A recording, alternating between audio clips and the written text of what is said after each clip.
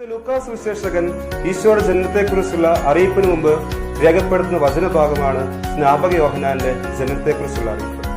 സക്കറിയായ്ക്കും എലിസബത്തിനും അവരുടെ വാർദ്ധക്യത്തിൽ ദൈവം കൊടുത്ത സമ്മാനമായിരുന്നു സ്നാപകൻ. ഈശോയ്ക്ക് വഴിയൊരുക്കാൻ വന്നവനായിരുന്നു അവൻ. തന്റെ ദൗത്യം മനോഹരമായി പൂർത്തിയാക്കി അവൻ വളരുകയും ഞാൻ കുറയുകയും വേണമെന്ന് പറഞ്ഞ് തിരശ്ശീലയ്ക്ക് പിന്നിലേക്ക് പോകുന്ന യോഹന്നാൻ. ഇന്ന് വഴിയൊരുക്കുന്നവരെക്കാൾ വഴി മുടക്കുന്നവരാണ് കൂടുതൽ. ആർക്കും വഴി മാറിക്കൊടുക്കാതെ നേതൃസ്ഥാനങ്ങളിലും അധികാരങ്ങളിലും വിരാജിക്കുന്നവർ വർദ്ധിച്ചു വരുന്നു.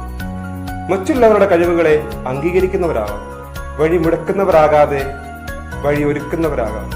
നമുക്ക് പ്രാർത്ഥിക്കാം. ഉണ്ണീശോയെ, സ്നാപക യോഹന്നാന്റെ ജീവിതം എനിക്കൊരു മാതൃകയാണ്. കഴിവുള്ളവരെ അംഗീകരിക്കുവാൻ, പ്രോത്സാഹിപ്പിക്കുവാൻ, വളർത്താൻ എന്നെ പഠിപ്പിക്കണമേ. എളിമയുള്ള മനസ്സോടെ എല്ലാവരോടും വിനയത്തോടെ പെരുമാറാൻ എനിക്ക് കൃപ തരണമേ. അധികാര ശുശ്രൂഷയാണെന്ന് മനസ്സിലാക്കി എല്ലാവരെയും അംഗീകരിക്കാൻ, അർഹതയുള്ളവരെ വളർത്താൻ എല്ലാ നേതാക്കന്മാരെയും സഹായിക്കണമേ. ഇന്നത്തെ എൻ്റെ എല്ലാ പ്രാർത്ഥനാ നിയോഗങ്ങളെയും സഫലമാക്കണമേ. ഈശോ നിങ്ങളെല്ലാവരെയും സമർത്ഥമായി അനുഗ്രഹിക്കട്ടെ.